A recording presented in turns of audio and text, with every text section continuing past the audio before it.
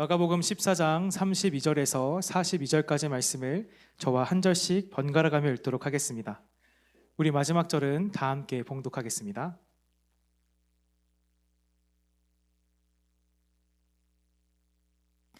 제가 먼저 32절 말씀을 봉독하겠습니다. 그들이 겟세마네라 하는 곳의 이름에 예수께서 제자들에게 이르시되 내가 기도할 동안에 너희는 여기 앉아 있으라 하시고 심히 놀라시며 슬퍼하사 말씀하시되 내 마음이 심히 고민하여 죽게 되었으니 너희는 여기 머물러 깨어 있으라 하시고 땅에 엎드려 될 수 있는 대로 이 때가 자기에게서 지나가기를 구하여 이르시되 아빠 아버지여 아버지께는 모든 것이 가능하오니 이 잔을 내게서 옮기시옵소서.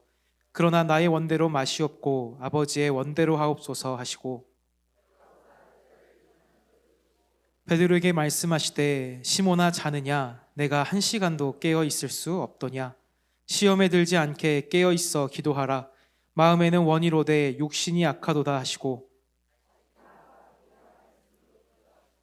다시 오사 보신즉 그들이 자니 이는 그들의 눈이 심히 피곤함이라. 그들이 예수께 무엇으로 대답할 줄을 알지 못하더라. 그들에게 이르시되 이제는 자고 쉬라. 그만 되었다. 때가 왔도다. 보라 인자가 죄인의 손에 팔리느니라. 다 함께 읽겠습니다. 일어나라 함께 가자. 보라 나를 파는 자가 가까이 왔느니라. 아멘. 이 본문 말씀을 가지고 일어나 함께 가자라는 제목으로 하나님의 은혜를 나누고자 합니다. 우리가 성경을 읽다 보면은 예수님께서 눈물을 흘리시는 장면들이 나옵니다. 잘 아는 것처럼 예수님의 사랑하는 그 제자 중 하나였던 나사로가 죽게 되었습니다. 많은 사람들이 나사로의 죽음 가운데 슬퍼하는 그때에 예수님께서 나사로의 가정을 찾아오셔서 나사로가 살아날 것이다 라고 말씀해 주셨습니다. 그런데 사람들은 그 예수님의 말씀을 믿지 않았죠. 그래서 그 모습을 보시고 예수님께서 통분하여 우셨다라고 나와 있습니다. 또 나인성의 과부가 자신의 아들을 잃은 것을 보시고요, 예수님께서는 함께 울며 그 아들을 살리셨습니다. 또 한 가지는 우리가 잘 알고 있는 것처럼 예루살렘의 멸망을 미리 앞서 보시고 예수님께서는 안타까워하면서 우셨습니다. 오늘 우리가 읽은 이 본문 말씀은 사실은 그 예수님의 눈물에 대해서는 이야기하고 있지 않습니다. 근데 우리가 이 말씀을 잘 알고 있고 그리고 한 절 한 절을 묵상하다 보면은 예수님께서 우셨겠구나 싶은 말씀입니다. 왜냐하면 본문 말씀은 예수님의 생애 중에서 이 땅에 계시는 그 공생의 사역 기간 중에서 예수님의 인생의 가장 낮은 자리에 있는 순간이었을 것이기 때문입니다. 우리가 생각할 때 그렇게 말씀하실지 모르겠습니다.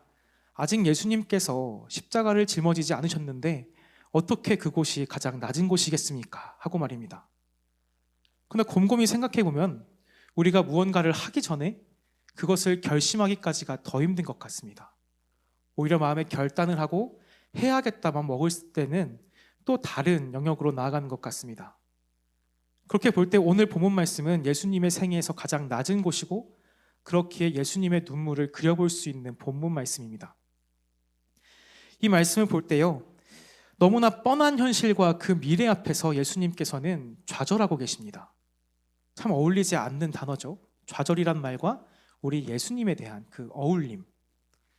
예수님께서 심히 고민하시고요, 그 가운데 낙심하셨고요, 좌절하셨습니다. 예수님이 좌절하셨습니다. 근데 우리 예수님께서는 거기서 멈추지 않으십니다.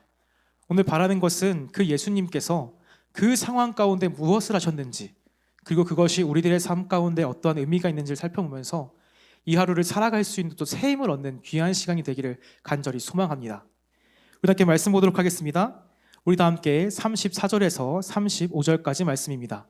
34, 35절입니다. 시작.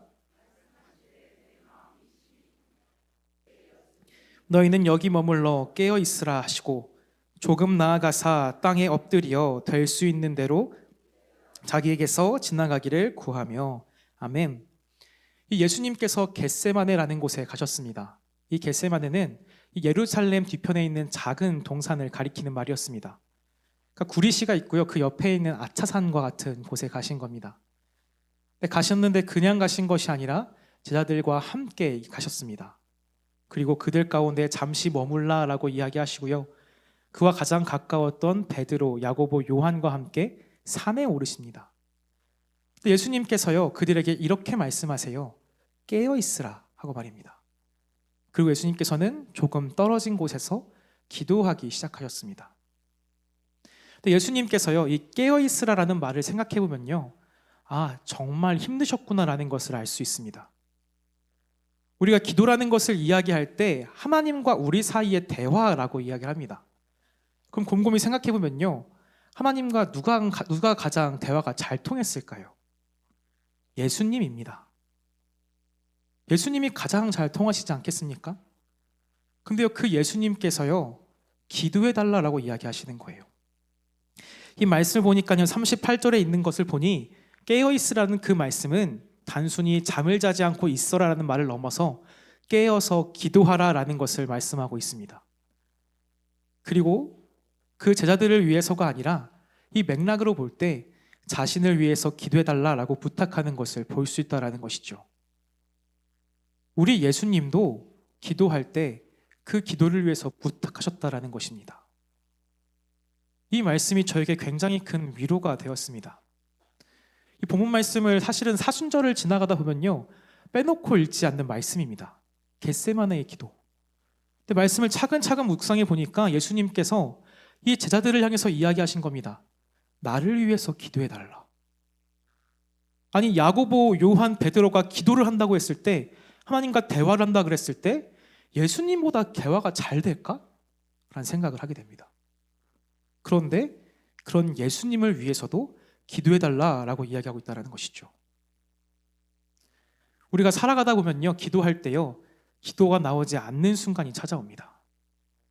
기도 제목이 너무 크고 내 앞에 있는 문제가 너무 강대하고 그리고 어떻게 피할 길이 보이지 않는 그때는요, 기도가 나오지 않습니다. 정말 두렵고 정말 좌절할 수밖에 없고 절망적인 그 순간에서는 이야기조차 할 수가 없어요. 그때는 어떻게 되냐면요, 그냥 무릎 꿇고요, 외치는 겁니다. 주여 하고 말입니다. 근데 더 나아가면요, 주여도 나오지 않을 때가 있습니다. 그냥 엎드리면은 우는 거예요. 어쩌면 예수님께서 그러한 눈물의 기도를 하지 않았을까라는 생각이 듭니다. 이 예수님의 상황이요, 정말 어려운 상황입니다. 우리가 읽었을 때 단순히 예수님께서 십자가를 놓고 기도하고 있다라 생각했지만 사실 그 전에, 그 앞서서 예수님을 둘러싸고 있는 상황을 봤을 때 더욱더 절망적인 것을 보게 됩니다. 예수님을 죽이기 위해서요, 유대 지도층들이 그 방도를 찾고 있었습니다. 어떻게 하면 예수님을 죽일 수 있을까? 이 사람들이 고민했던 것이죠. 사랑하는 제자였던 그 가룟 유다가 예수님을 배반합니다. 우리가 사람들이 모임을 하면요, 그 모임 중에서 가장 믿을 수 있는 사람에게 돈을 맡깁니다. 유다는요, 거기 모여있는 예수 공동체, 그 제자들 가운데서 가장 믿음직한 사람이었다라는 것이죠. 예수님께 늘 앞서서 이야기했던 제자 베드로, 예수님은 베드로의 부인도 알고 계셨습니다. 우리가 볼 때 사람 한 명에게 배신당하면요, 세상이 무너지는 경험을 합니다. 그냥 그 사람과의 관계가 끊어지는 것을 넘어서서 내가 그동안 쌓아왔던 삶에 대한 부정이 되기 때문에 마음이 무너진다라는 것이죠. 자신을 둘러싼 그 조국, 그 이스라엘에 있는 그 유대 지도층들이 자기를 죽이려고 하고 그동안 동고동락했던 사람들이 자신을 배반하고 부인할 것을 알고 계셨습니다. 그리고 중요한 것은 무엇이냐면 하나님께서 예수님을 버리실 거다라는 것도 알고 있었다는 것이죠. 십자가의 의미는 단순히 죄에서 우리를 위해 죽으셨다라는 것을 넘어서서 죄로 인해서 버림받은 우리 모두를 대신하여서 예수님이 하나님께로부터 버림받았다라는 것을 의미하고 있습니다. 그래서 예수님께서는 그 십자가 위에서 외칩니다. 엘리 엘리 라마 사박다니, 어찌하여 나를 버리셨나이까. 그 외침이 그냥 하는 외침이 아니라 진짜 예수님의 실존이 담겨있는 외침이다라는 것이죠. 그 모든 문제를 예수님께서 모르셨을까요? 알고 계셨다라는 것입니다. 그러한 상황 가운데서 예수님이 무엇을 하셨느냐? 기도를 부탁하셨다라는 것입니다. 사랑하는 성도 여러분, 우리 가운데 어려움이 찾아오고 그 절망적인 그 순간에 기도할 수 있는 믿음이 우리 가운데 있게 되기를 간절히 소망합니다. 그 어떠한 상황에서도 예수님은 지금 자신의 모든 생애가 흔들리는 그 상황, 하나님과의 관계가 단절되는 그 상황 속에서 무엇을 하고 계시느냐? 하나님을 끝까지 놓지 않고 붙들었다라는 것입니다. 예수님조차 기도하셨고요. 기도를 부탁하셨대요. 우리가 살아가다 보면 감당할 수 없는 슬픔이 찾아옵니다. 사랑하는 사람을 잃기도 하고, 사랑하는 사람들이 나를 배신하기도 하고, 내가 그동안 싸웠던 삶이 무너지고, 수많은 이로 말할 수 없는, 남들에게 이야기할 수조차 없는 그러한 어려움들로 인하여서 우리들의 인생의 밑바닥을 경험할 때가 있습니다. 근데 중요한 것은 우리가 그때에 누구를 찾을 것인가라는 것입니다. 바라는 것은 우리가 그동안 믿고 의지하고 바랬던 그 주님을 찾을 수 있는 그 믿음이 우리 가운데 있게 되기를 간절히 소망합니다. 근데 중요한 것은 때로는 우리가 그 기도조차 할 수 없을 때 누구를 찾아야 되는가? 같이 기도할 수 있는 사람을 찾았으면 좋겠습니다. 우리 목양교회에 보면요, 중보기도 팀이 계십니다. 그리고 우리가 주일날 예배 드릴 때요, 그냥 예배를 드리는 것이 아니라요, 그 중보기도실에서 우리 예배를 위해서 기도하시는 분들이 계십니다. 그 외에도 우리 가운데 환우들이나 어려움이 있거나 그 수많은 문제들로 해서 함께 기도하시는 분들이 계시고, 우리가 금요기도 때에는 우리가 갖고 있는 그 개인적인 기도를 다 마치고, 그리고 그 중간에 이 교회를 위해서, 다른 사람들을 위해서 우리 성도님들에서 함께 기도하는 시간들을 갖습니다. 사랑하는 성도 여러분, 우리가 걸어가고 있는 길이 결코 혼자가 아닙니다. 예수님께서요, 왜 그렇게 하셨을까?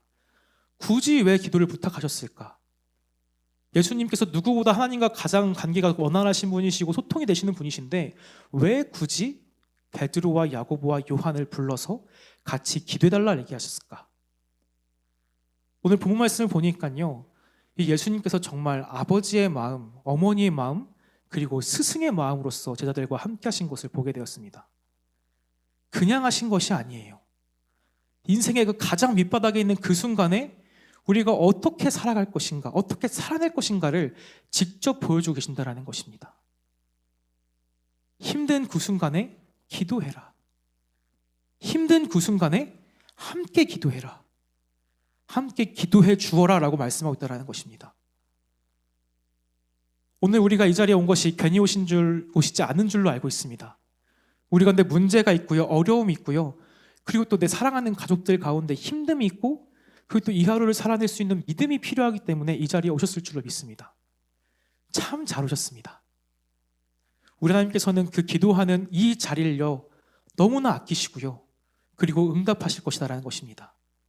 바라는 것은 우리가 기도할 수 없는 그 순간에도요, 우리를 위해서 기도하고 있는 지체들이 있다는 것을 기억하게 되기를 간절히 소망합니다. 우리가 걸어가고 있는 그 길이 결코 혼자가 아니다라는 것입니다. 오늘 이제 나왔을 때에 진짜 하나님을 향해서 기도할 수 있게 되기를 간절히 소망합니다. 주여라는 그 기도, 눈물밖에 드릴 수 없는 그 기도 또한 하나님께서 응답하실 줄로 믿고 나아가는 이 시간이 되기를 간절히 소망합니다. 자, 그때 예수님께서 무엇을 기도하셨는가 함께 보면 좋을 것 같습니다. 본문 말씀 36절 말씀을 함께 읽겠습니다. 36절입니다. 시작.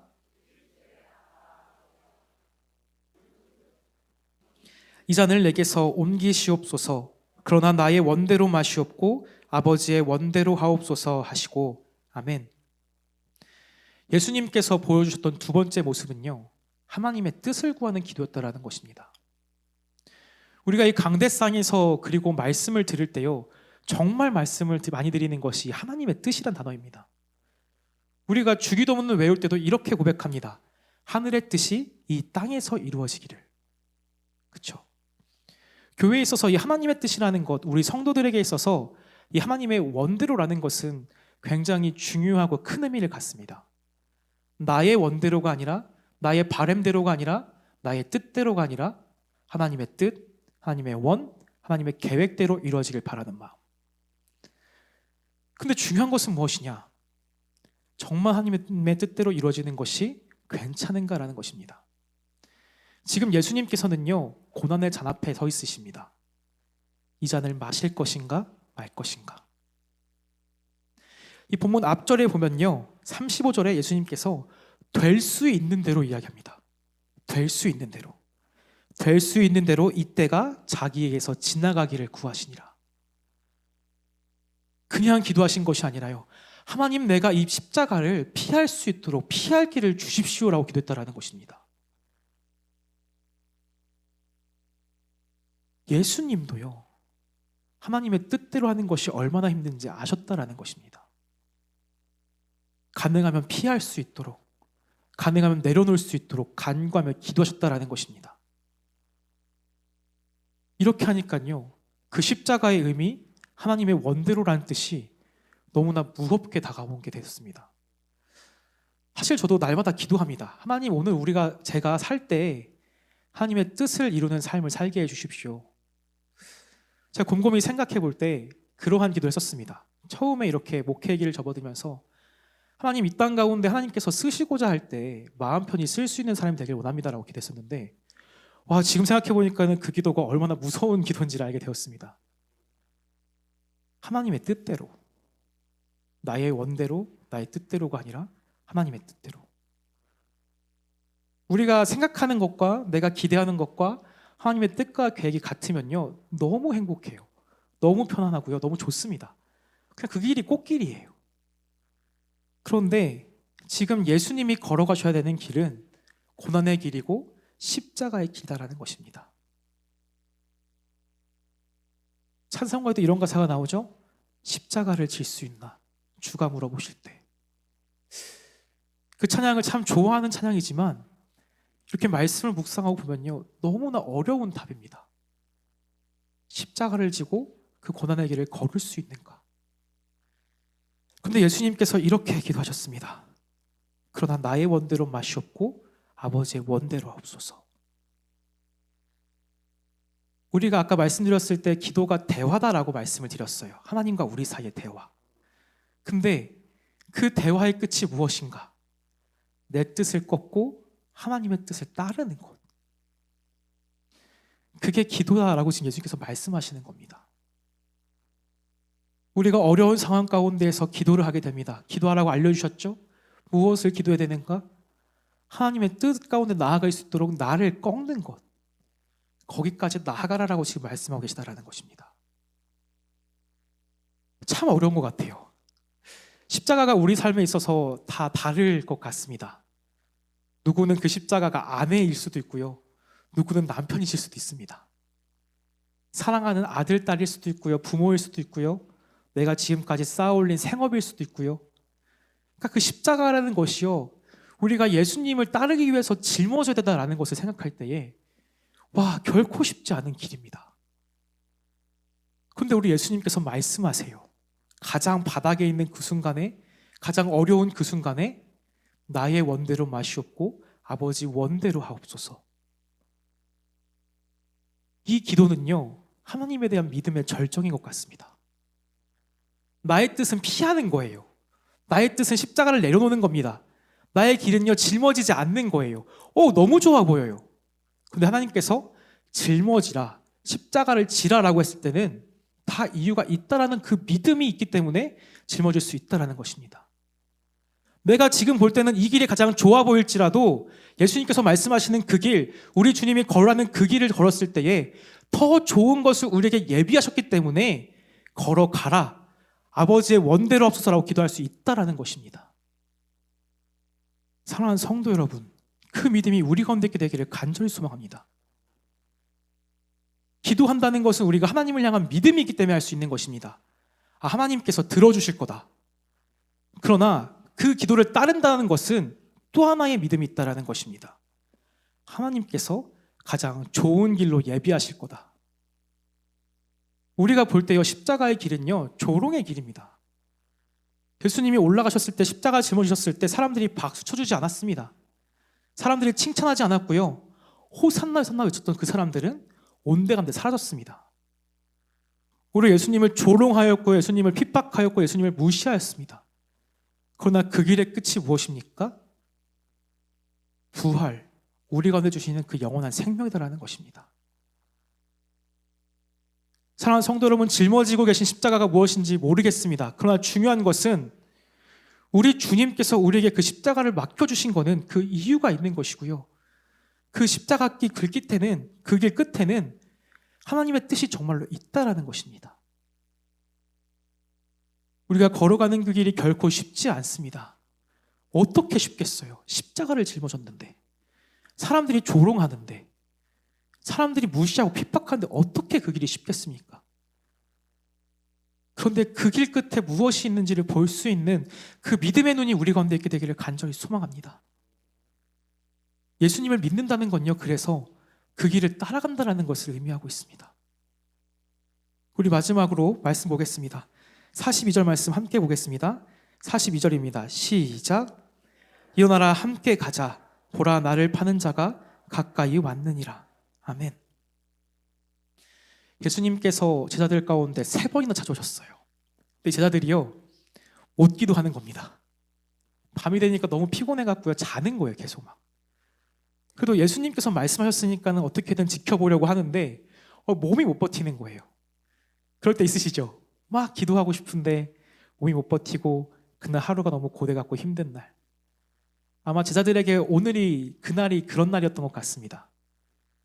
예수님께서 당부하셨어요. 깨어 기도하라. 나를 위해 기도하라. 근데 우리가 지금 생각할 때요, 엄청 무거운 말씀이잖아요. 나를 위해서 기도하라. 예수님께서 평소에 그런 말씀을 하셨을까? 라는 생각했었을 때 그렇진 않았던 것 같아요. 예수님께서는 새벽에도 기도하시고 밤에도 기도하셨는데 자기를 위해서 중보기 되달라라는 말씀은 찾아보기가 어려운 것 같습니다.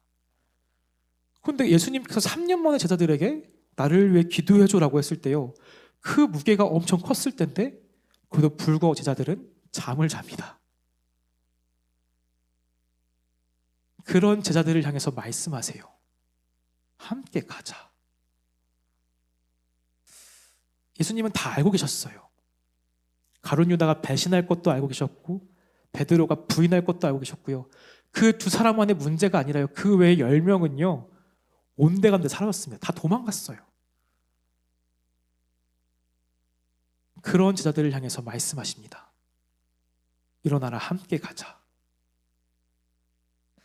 이 모습을 볼 때요, 그 부모님의 등이 이렇지 않을까라는 생각을 했습니다. 우리가 이렇게 살아가다 보면요, 그런 얘기를 많이 듣더라고요. 우리 아이들 얘기할 때 아이들 때문에 더 조심하게 된다라고 말씀하시고요, 윗물이 맑아야 아랫물이 맑다라는 그 이야기처럼 이 아이들 때문에 더 몸에 신경 쓰고 말에 언어에 신경 쓰시고 하시는 것 같아요. 예수님도 똑같으신 것 같아요. 십자가를 짊어지셨을 때 어떠한 모습으로 짊어져야 되는지, 우리가 그 인생의 바닥 가운데 있을 때 어떻게 살아가야 되는지, 무엇보다 함께 가자라고 얘기하고 계시다는 겁니다. 내가 간다, 따라와, 가 아니라 일어나라 함께 가자라고 하셨답니다. 중요한 것은 이 제자들은 곧 예수님으로부터 도망칠 사람들입니다. 죽음이 무서워서, 핍박이 무서워서, 그 오진 고통이 무서워서 도망치려고 하는 그 제자들을 향해서 말씀하십니다. 일어나라 함께 가자. 사랑하는 성도 여러분, 오늘도 우리 주님께서 부르십니다. 일어나 함께 가자. 그 십자가를 같이 짊어지자. 우리의 인생의 무게가 그 십자가에 담겨 있는 것 같습니다. 그리고 볼 때 우리가 십자가라고 말하는 것들은요, 사실은요, 우리에게 있어서 가장 중요한 것을 짊어지게 됩니다. 우리가 관심이 없고 애정이 없고 마음이 없으면요, 그거 십자가가 될 수가 없어요. 십자가라는 것은 나에게 있어서 가장 소중하고 아끼고 귀한데 놓칠 수 없는 그것이 우리에게 있어서 십자가가 아닐까 싶습니다. 그 얘기는 무엇이냐? 맡겨주신 거다라는 거예요. 짊어질 때 그냥 오는 것이 아니라 그 십자가를 짊어지고 따라오라고 지금 말씀하고 계시다라는 것입니다. 우리가 밑바닥인 그 절망의 상황에서 무엇을 구할 것인가? 우리 주님께서 알려주셨습니다. 기도하라. 기도하라. 무엇을 위해 기도할 것인가? 나의 뜻이 아니라 하나님의 뜻대로 기도하라. 그리고 그 기도를 위해서 그 기도에 응답하며 십자가를 짊어지고 따라오라라고 말씀하고 계시다라는 것입니다. 바라는 것은 그 예수님의 응답에 우리가 답할 수 있는 오늘이 되기를 간절히 소망합니다. 우리가 기도할 때요, 하나님의 뜻대로를 위해서 기도했으면 좋겠습니다. 정말 어렵습니다. 내가 바라는 게 있어요. 기도했습니다. 안 주셨어요. 그것도 뜻대로입니다. 내가 바라지 않는 게 있습니다. 하나님께서 그렇게 하라고 하셨어요. 그것도 하나님의 뜻대로입니다. 그러면 바라는 것은 그것이 우리에게 있어서 우리를 향한 주님의 부르심이라고 응답하며 나아갈 수 있는 오늘 되기를 간절히 소망합니다. 십자가가 있어야 부활이 있습니다.